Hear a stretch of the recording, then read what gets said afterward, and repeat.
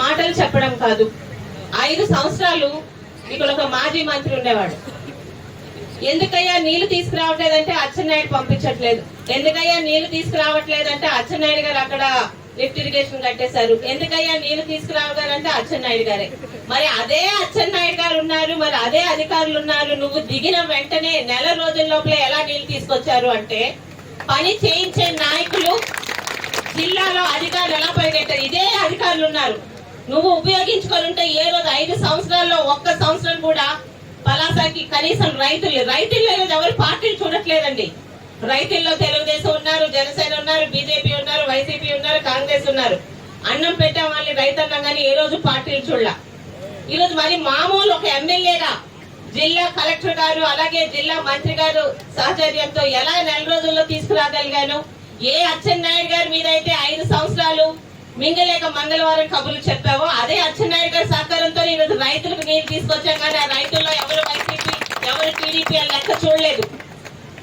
ఎందుకు చెప్తున్నానంటే ఈ పాటికి పూర్తి అవ్వాల్సిన ప్రాజెక్టు ఇటు పాతపట్నం అటు నందిగాం ఇటు పలాస ప్రజలకి తాగునీరు సాగునీరుకి వచ్చే తరాలకి ఇబ్బంది లేకుండా ముందు చూపుతో మొదలెట్టిన ప్రాజెక్టు. నాన్నగారు గడ్డం దీక్ష చేసి అచ్చెన్నాయుడు గారు వెనకాల పడి పరిగెట్టించి 400 కోట్లు ముందు ప్యాకేజ్ ఇచ్చాకే పని మొదలు పెట్టాలని కట్టుబడితో చేసిన పని. 5 సంవత్సరాలు మంత్రిగా కూర్చొని నోరు ఎత్తితే అబద్ధాలు, నోరు విప్పితే అబద్ధాలు. ఏం చేశారు శివాజీ గారు అంటారు. సిగ్గుపడాలి అలాంటి మాటలు మాట్లాడడానికి.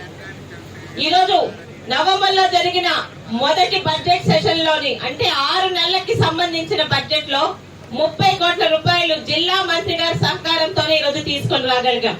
అలాగే మొన్న మార్చి లో జరిగిన ఈ సంవత్సరం బడ్జెట్ లో మళ్ళీ ఇదే ఆఫ్ షోర్ కి ఇక్కడున్న ఎమ్మెల్యేలు మళ్ళీ అదే జిల్లా మంత్రి గారి సహకారంతో 90 కోట్లు. ఏమి మరి జిల్లాకి మంత్రిగా ఉన్నావు కదా, ఒక్క రూపాయి అయినా తీసుకురాగలిగావా? ధైర్యంగా వచ్చి మాట్లాడగలవా? అలాగే గతంలో దాదాపు ఎంతమందికి ఇచ్చినా ఆ రోజు జరిగిన కొన్ని పొరపాట్ల వల్ల మీలో మీరు రాజకీయాల కారణాలతో కొంతమంది తీసుకోకుండా సంతకాలు పెట్టకుండా కొన్ని ప్యాకేజీలు మిస్ అయ్యారు. ఈ రోజు ఇంత యంత్రాంగం ఒక జిల్లా కలెక్టర్ గారు, జాయింట్ కలెక్టర్ గారు, మొత్తం రెవెన్యూ డిపార్ట్మెంట్ అధికారులు, ఇరిగేషన్ అధికారులు, జిల్లా మంత్రి గారు, 2 ఎమ్మెల్యేలు ఇక్కడికి వచ్చామంటే ఈ ఆఫ్ షోర్ ప్రాజెక్ట్ ని ఎంత త్వరితంగా మీ ఎవ్వరికి ఇబ్బందులు కలగకుండా పూర్తి చేయాలన్నా చిత్తశుద్ధితో మేము ఎలా పనిచేస్తున్నామో మీకు తెలియాలని ఇంతసేపు టైం తీసుకున్నాను. అయితే కమిట్మెంట్ కట్టుబడి ఇక్కడ ఉన్న ప్రతి ఒక్క నాయకులు మీకు ఇవ్వాల్సిన ప్యాకేజీలు గాని ఇతరత్ర స్థలాలు గాని అన్ని ఇవ్వడానికి రెడీ ఉన్నాం. కానీ రాజకీయ కారణాలతో మళ్ళీ ఏ అప్పల్ రాజు చెప్పాడో ఇంకెవడో చెప్పాడని కావాలని ప్రాజెక్ట్ కి అడ్డుపడకుండా ఉండాలని మీ అందరికీ చేతులెత్తి వేడుకుంటున్నాను. ఇది పలాసలో ఉన్న ప్రతి ఒక్క పార్టీ వాళ్ళకి, మెలియాపుట్టిలోని అలాగే పాతపట్నంలో ఉన్న ప్రతి ఒక్క అన్ని పార్టీల ప్రజలకి పనికొచ్చే ప్రాజెక్టు. బుద్ధి ఉన్నవాడెవడు రాజకీయ కక్షలతో దీన్ని ఆపడు.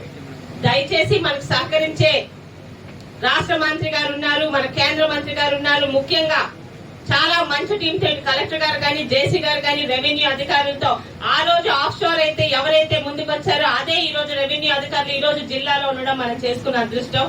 ప్రతి ఒక్కరికి న్యాయం చేసే విధంగా ముందుకెళ్తామని మాట ఇస్తున్నాం. అలాగే మీ దగ్గర కూడా ఎవడో ఏదో రెచ్చగొట్టాడని దయచేసి ఈ పనులకు అడ్డు తగలకుండా మీకు న్యాయంగా రావాల్సిన ప్రతి ఒక్కటి మమ్మల్ని గాని, ముఖ్యంగా జిల్లా మంత్రి గారే నేను ఇక్కడే ఉంటానని మీకు ఈ రోజు భరోసా ఇచ్చినప్పుడు అంతకన్నా ఏం కావాలి చెప్పండి.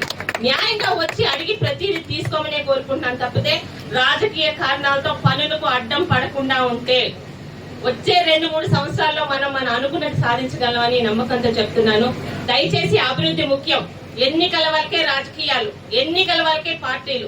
ఎన్నికల తర్వాత మా పలాసనో లేకపోతే మా జిల్లానో ఎంత అభివృద్ధి చేసుకునే టీంతోనే ఈరోజు జిల్లా నాయకులందరూ నడుస్తున్నాం. మీరు కూడా అలాగే సహకరించాలని కోరుకుంటున్నానండి. Thank you.